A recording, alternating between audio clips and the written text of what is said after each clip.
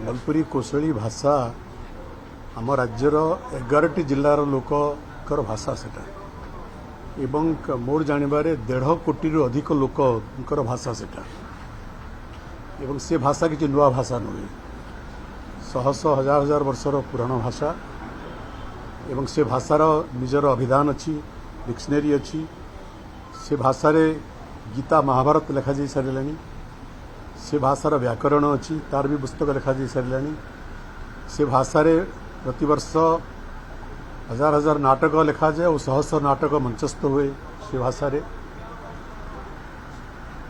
जितेबले सेठी गोटे शिशु जन्म हुए और भाषा बुझा आरंभ करे ता माँ प्रथम भाषा से शुणे संबलपुरी कौशली भाषा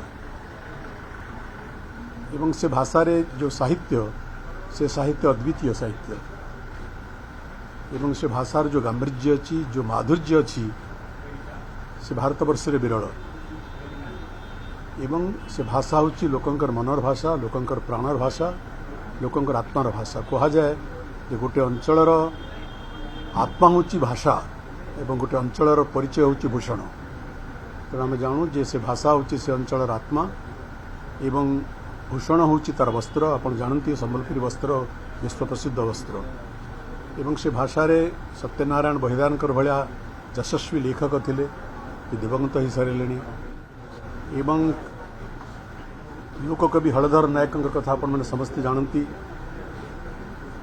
अनेक शह शह पुस्तक कविता गीतिकाव्य से रचना कर सारी। से भाषा रे रामायण लिखा जाइए, से भाषा रे महाभारत लिखा जाइए, से भाषा रे अद्वितीय ग्रंथ सब लिखा जा सारी। सेटा मु कहूँ तेणु से भाषा से अंचल लोक दाबी जे ताकू संविधान अष्टम परिच्छेद अंतर्भुक्त कराए।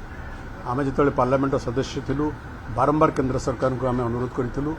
नवीन पट्टनायक बारंबार चिठी द्वारा केंद्र सरकार अनुरोध करते है ना। द्वितीय आज जो उपस्थापित कली जे संविधानिक व्यवस्था अनुसार संविधान 345 और 347 धारा अनुसार राज्य सरकार को संविधान अधिकार देछि जे राज्य रे आउ एक भाषा को एकाधिक भाषा को राज्य भाषा भाव में स्वीकृति देवा।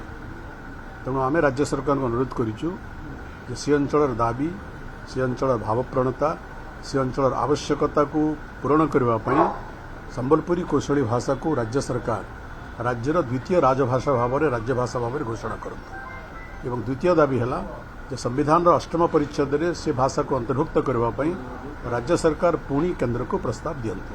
ये दाबी आम उपस्थापित करूँ। एवं तृतीय कथा है जे लोकंकर जो आवश्यकता, जो दाबी, जो भावप्रवणता, जो भावना, जो सेंटिमेंट ताकू जदि आम अवहेला करवा आज नहले हुए तो 10 वर्ष पर, 15 वर्ष पर, 20 वर्ष पर ताहा राज्य को सामरिक भाव में क्षति कर।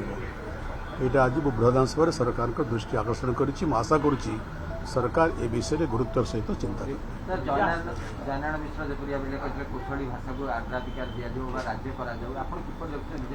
मु वर्तमान कहूँ जोटा आज विधानसभा कही जे संबलपुरी कौशली भाषा को प्रथम संविधान अष्टम परिच्छेद अंतर्भुक्त करने राज्य सरकार प्रस्ताव दियंतु। द्वितीय संविधान राज्य सरकार को क्षमता देछि जे ताकू ए राज्यर द्वितीय राज्य भाषा भाव में सरकार घोषणा करतु।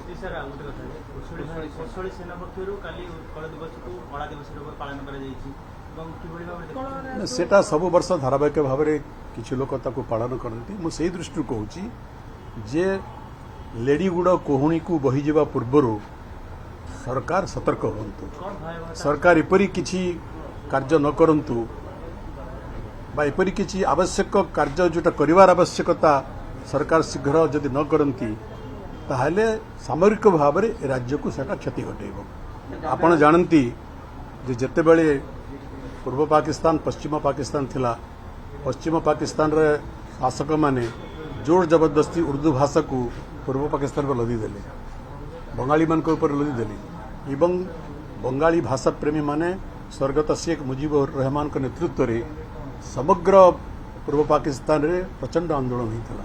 परिणति कौन है आप समस्ते जानते।